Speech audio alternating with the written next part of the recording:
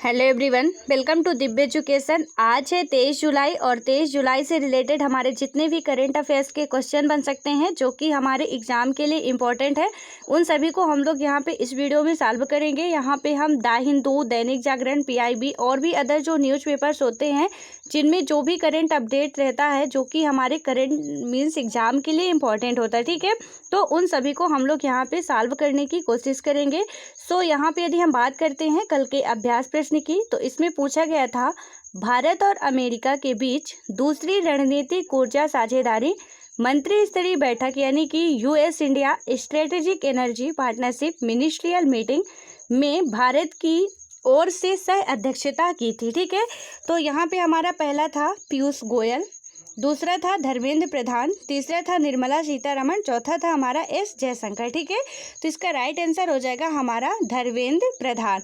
और आप में से कई सारे लोगों ने इसका बिल्कुल राइट आंसर दिया था। सो इसकी बात करें यहाँ पे हम व्याख्या की, तो बताया जा रहा है कि तेल एवं प्राकृतिक गैस मंत्री, ठीक है। मैंने आपसे पूछा था कि मंत्रालय का भी नाम बताना है, तो जो धर्मेंद्र प्रधान जी हैं वो कौन से मंत्रालय के मंत्री हैं? तेल एवं प्राकृतिक गैस मंत्री, ठीक है।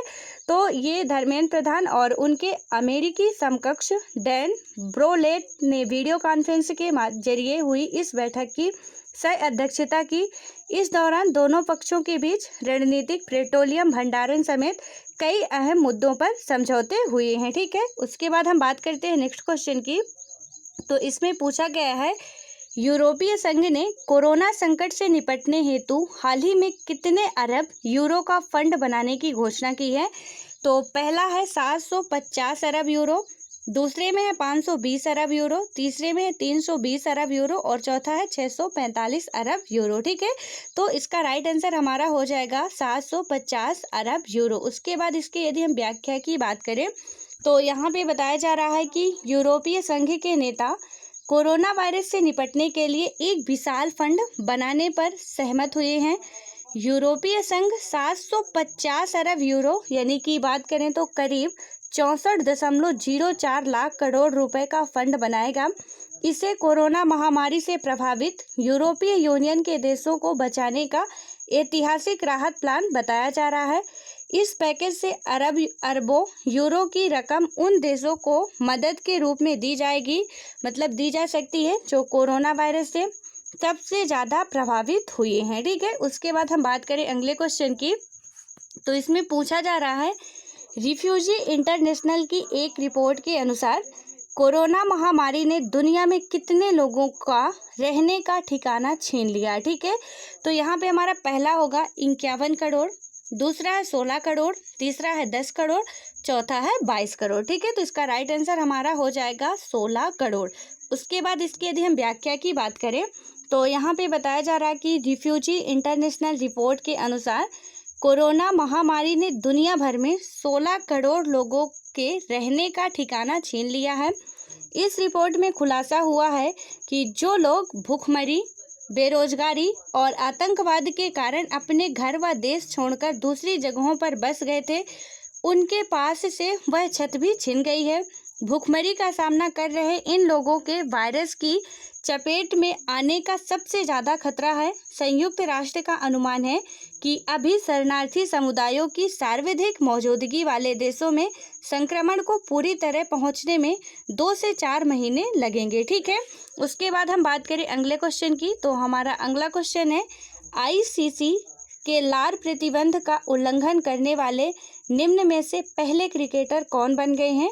तो पहला है टिम पेन, दूसरा है विराट कोहली, तीसरा है डॉम सिबले और हमारा चौथा है ओली स्टोन, ठीक है। तो इसका राइट आंसर हमारा हो जाएगा डॉम सिबले। उसके बाद इसकी यदि हम व्याख्या की बात करें तो यहाँ पे बताया गया है कि इंग्लैंड और वेस्ट इंडीज के बीच ओल्ड ट्रैफर्ड में खेले जा रहे दूसरे टेस्ट मैच के चौथे दिन इंग्लैंड के सलामी बल्लेबाज डॉम सिबले ने गेंद पर गलती से लार लगाकर आईसीसी के नियमों का उल्लंघन किया है।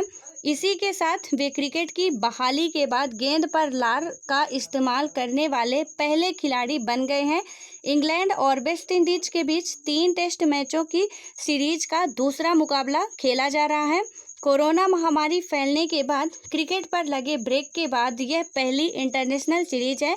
अंतर्राष्ट्रीय क्रिकेट परिषद यानी कि आईसीसी ने कोरोना वायरस संक्रमण फैलने की वजह से गेंद को चमकाने के लिए लार लगाने पर पाबंदी लगाने का फैसला लिया है। ठीक है, तो ये जो अभी कोविड-19 का जो ये संक्रमण चल रहा है उसके तहत ही लिया गया था कि जैसे आप देखते हो कि जब भी गेंद उठाता है कोई बॉलर तो थोड़ा सा लार लगा के उसको वो कर लेता है। ठीक है, तो वहाँ पे उसको ये लिए मना किया गया था कि कोई भी नहीं लगाएगा क्योंकि इससे संक्रमण फैल सकता है।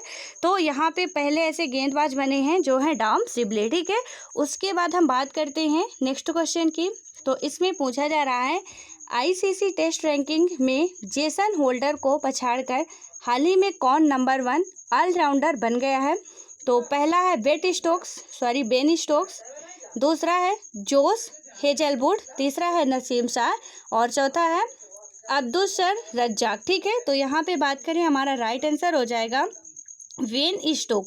उसके बाद इसकी व्याख्या की बात करें तो यहाँ पे बताया जा रहा है कि वेस्ट इंडीज के खिलाफ दूसरे टेस्ट में शानदार प्रदर्शन करने वाले हरफनमौला खिलाड़ी वेन स्टोक्स ने इतिहास रच दिया है। स्टोक्स आईसीसी की ताज़ा टेस्ट ऑलराउंडर रैंकिंग में पहले स्थान पर पहुंच गए हैं। अपने टेस्ट करियर में उन्होंने पहली बार यह कीर्तिमान हासिल किया। वेस्ट इंडीज के खिलाफ जारी टेस्ट सीरीज में स्टोक्स सबसे ज़्यादा रन और सबसे ज़्यादा विकेट यानी संयुक्त रूप से लेने वाले खिलाड़ी हैं। ठीक है, उसके बाद हम अगले क्वेश्चन की बात करें तो इसमें पूछा जा रहा है कि हाल ही में किस राज्य सरकार ने मुख्यमंत्री घर घर राशन योजना शुरू करने का निर्णय लिया है? तो पहला है पंजाब, दूसरा है बिहार, तीसरा झारखंड, चौथा है दिल्ली। ठीक है, तो इसका राइट आंसर हमारा हो जाएगा दिल्ली। उसके बाद इसकी व्याख्या की यदि हम बात करें तो दिल्ली सरकार ने हाल ही में बड़ा फैसला लेते हुए घर घर राशन योजना को मंजूरी दे दी है। इस योजना के लागू हो जाने से अब लोगों को राशन की दुकान पर नहीं आना होगा। सरकार गरीब लोगों के घर तक राशन पहुंचाएगी। केजरीवाल सरकार ने कहा कि योजना के लागू होने पर लोगों के घर राशन भिजवाया जाएगा, उन्हें राशन की दुकान पर नहीं आना पड़ेगा। होम डिलीवरी के तहत गेहूं की बजाय आटा दिया जाएगा। यह योजना 6 से 7 महीने में शुरू होने की उम्मीद है। ठीक है, तो ये जो घर घर योजना की मंजूरी दी गई है उसमें 6 से 7 महीने अभी इसको शुरू होने में लग जाएंगे। ठीक है, और वहाँ पे गेहूं की जगह आटा दिया जाएगा और आपको घर में जो राशन की दुकान पे जाते थे आप वहाँ नहीं जाना पड़ेगा, घर पे ही आपके राशन आएगा। ठीक है, उसके बाद हम बात करें लेकिन ये याद रखना कि अभी नहीं आने वाला है, 6 से 7 महीने के बाद ही ये शुरू होगा। ठीक है, उसके बाद बात करें हम नेक्स्ट क्वेश्चन की तो इसमें पूछा जा रहा है किस राज्य सरकार ने हाल ही में मधु बाबू पेंशन योजना के तहत ट्रांसजेंडर समुदाय को शामिल किया है? पहला है उड़ीसा, दूसरा है उत्तर प्रदेश, तीसरा है कर्नाटक और हमारा चौथा है तमिलनाडु। ठीक है, तो इसका राइट आंसर हमारा हो जाएगा उड़ीसा। उसके बाद इसकी व्याख्या की यदि हम बात करें तो यहाँ पे बताया जा रहा है कि उड़ीसा सरकार ने ज़रूरतमंदों को मासिक पेंशन देने वाली समाज कल्याण योजना में ट्रांसजेंडर समुदाय के सदस्यों को भी शामिल करने का फैसला किया है। करीब 5,000 ट्रांसजेंडर लोगों को उनकी आयु के आधार पर 500 से 900 रुपये मासिक पेंशन दी जाएगी। मुख्यमंत्री नवीन पटनायक ने बेसहारा बुजुर्गों, दिव्यांगजन और विधवाओं को वित्तीय मदद देने वाली मधु बाबू पेंशन योजना के लाभार्थी में ट्रांसजेंडर समुदाय के लोगों को भी शामिल किए जाने को मंजूरी दी है। ठीक है, तो जो उड़ीसा में पेंशन दी जाती है बुजुर्गों को, जो भी दिव्यांगजन है या विधवा है, तो उस पेंशन का नाम क्या है? मधु बाबू पेंशन योजना। ठीक है, और उसी के तहत अब क्या किया गया है कि जो भी हमारे ट्रांसजेंडर होते हैं या उभयलिंगी होते हैं उनको क्या किया गया है, इसमें शामिल किया गया है। ठीक है, उसके बाद हम बात करें नेक्स्ट क्वेश्चन की तो यहाँ पे हमारा अगला क्वेश्चन है केंद्रीय मानव संसाधन विकास मंत्री रमेश पोखरियाल। ठीक है, तो यहाँ पे जो भी हमारे केंद्रीय मानव संसाधन विकास मंत्री जी हैं वो कौन है? रमेश पोखरियाल निशंक हैं। तो ने छात्रों को मानसिक स्वास्थ्य और कल्याण के लिए मनोसामाजिक सहायता प्रदान करने हेतु किस पहल की शुरुआत की? तो इसमें होगा स्वभाव दर्पण, मनोदर्पण, हिम्मत और हमारा चौथा है इनमें से कोई नहीं। ठीक है, तो इसका राइट आंसर हमारा हो जाएगा मनोदर्पण। उसके बाद यदि हम इसके व्याख्या की बात करें तो यहाँ पे बताया जा रहा है कि कोरोना संकट काल के दौरान विद्यार्थियों, उनके परिवार और अध्यापकों के मानसिक स्वास्थ्य के लिए केंद्रीय मानव संसाधन विकास मंत्रालय ने विशेष पहल की है। विकास मंत्रालय ने छात्रों को तनाव मुक्त रखने के लिए ऑनलाइन वेब पेज और टोल फ्री हेल्पलाइन नंबर जारी किया है। छात्रों के मानसिक स्वास्थ्य के मुद्दे पर मंत्रालय ने एक टास्क फोर्स भी गठित की है। मंत्रालय ने पीएम ई विद्या कार्यक्रम के तहत मनोदर्पण वेबसाइट बनाई है। उसके बाद ये जो ई विद्या वाला है, इसको भी हम लोग क्या कर चुके हैं, सॉल्व कर चुके हैं। ठीक है, तो यहाँ पे उन्होंने क्या किया है, ई विद्या कार्यक्रम के तहत ही मनोदर्पण वेबसाइट बनाई है।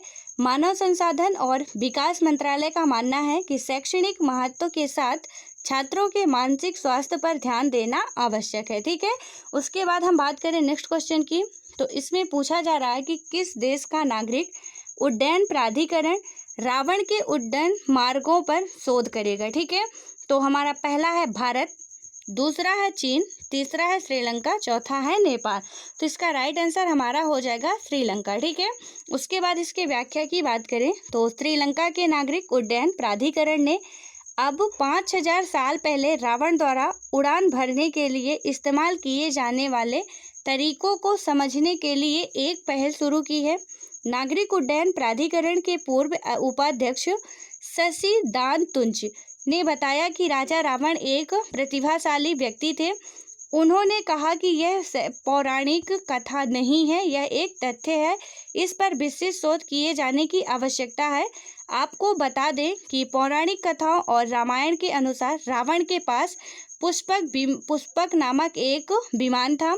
इसी विमान पर उसने सीता माता का अपहरण किया था। ठीक है, तो सबसे पहले तो जो रावण था वो लंका का राजा था और सीता को हरण करके ले गया था। तो यहाँ से भारत से क्या किया था, सीता को हरण करके ले गया था। ठीक है, यानी कि अब जो श्रीलंका वाले हैं तो वहाँ पे उनका शोध कर रहे हैं कि आखिर वो जो उसका पुष्पक विमान था, यानी जो पुष्पक विमान था, ठीक है, तो वो किसका था, कैसे था, तो इसके बारे में ये लोग शोध करेंगे। उसके बाद हम बात करें अगले क्वेश्चन की, तो हमारा अगला क्वेश्चन है केंद्रीय खाद्य प्रसंस्करण उद्योग मंत्री ने वीडियो कॉन्फ्रेंस के माध्यम से किस राज्य में जोरम मेगा फूड पार्क का उद्घाटन किया है। तो पहला है कर्नाटक, दूसरा है मिजोरम, तीसरा है असम, चौथा है केरल। ठीक है, तो इसका राइट आंसर हमारा हो जाएगा मिजोरम।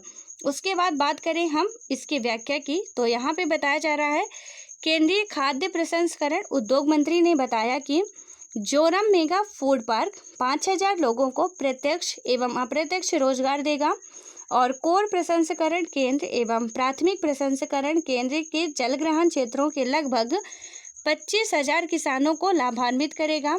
यह मेगा फूड पार्क मिजोरम में अवस्थित लगभग 30 खाद्य प्रसंस्करण इकाइयों में तकरीबन 250 करोड़ रुपए के अतिरिक्त निवेश का लाभ उठाएगा और अंततः वार्षिक तौर पर लगभग 450 से 500 करोड़ रुपए का कारोबार करेगा। ठीक है, यहाँ पे आप लोगों के लिए क्वेश्चन है कि केंद्रीय खाद्य प्रसंस्करण उद्योग मंत्री अभी हाल फिलहाल में कौन है। ठीक है, उसके बाद हम बात करें नेक्स्ट क्वेश्चन की, तो जो कि आज का लास्ट क्वेश्चन है। हाल ही में भारत सरकार के रक्षा मंत्रालय की अधिग्रहण विंग ने T-90 टैंकों के लिए 1512 माइन प्लाऊ की खरीद हेतु भारत अर्थ मूवर्स लिमिटेड के साथ कितने करोड़ रुपए के अनुबंध पर हस्ताक्षर किए हैं। तो पहला है 357 करोड़ रुपए, दूसरा 157 करोड़ रुपए, तीसरा है 557 करोड़ रुपए और चौथा है हमारा 257 करोड़ रुपए। ठीक है, तो इसका राइट आंसर हमारा हो जाएगा 557 करोड़ रुपए। उसके बाद इसके यदि हम व्याख्या की बात करें तो इन माइन प्लाऊ यानी कि माइन प्लाउज को भारतीय बख्तरबंद कोर के T-19 टैंकों पर फिट किया जाएगा, जिससे यदि किसी इलाके में शत्रु सेना माइंस बिछा दे तो उन्हें टैंक के ऊपर रहकर ही खोद कर बाहर निकाला जा सकता है। माइन प्लाऊ एक ऐसा यंत्र है जिससे भूमि की खुदाई की जाती है।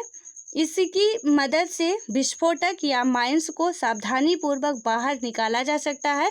इससे टैंक बेड़े की गतिशीलता कई गुना बढ़ जाएगी। ठीक है, उसके बाद हम बात करें नेक्स्ट क्वेश्चन की, जो कि आज का हमारा अभ्यास प्रश्न है। प्रख्यात गणितज्ञ कांजीवरम श्रीरंगचारी से साद्री का हाल ही में निधन हो गया। गणित के किस क्षेत्र में उनके उल्लेखनीय योगदान के लिए उन्हें जाना जाता है? ठीक है, तो सबसे पहले जो ये गणितज्ञ थे इनका नाम आपको याद रखना है, कांचीवरम श्रीरंगचारी शेषाद्रि है। ठीक है, उसके बाद ये किस क्षेत्र में अपना सबसे ज़्यादा योगदान दिया था जिसको इन्हें जाना जाता गणितज्ञ के रूप में? तो पहला था निर्देशांक ज्यामिति, दूसरा था त्रिकोणमिति यानी ट्रिग्नोमेट्री, और तीसरा था हमारा बीजगणितीय ज्यामिति, और चौथा था पाइथागोरस प्रमेय। ठीक है, तो आपको इसका राइट आंसर बताना है कि कौन से क्षेत्र में ये सर्वाधिक मतलब ज्ञाता थे या जानते थे, अपना योगदान दिया।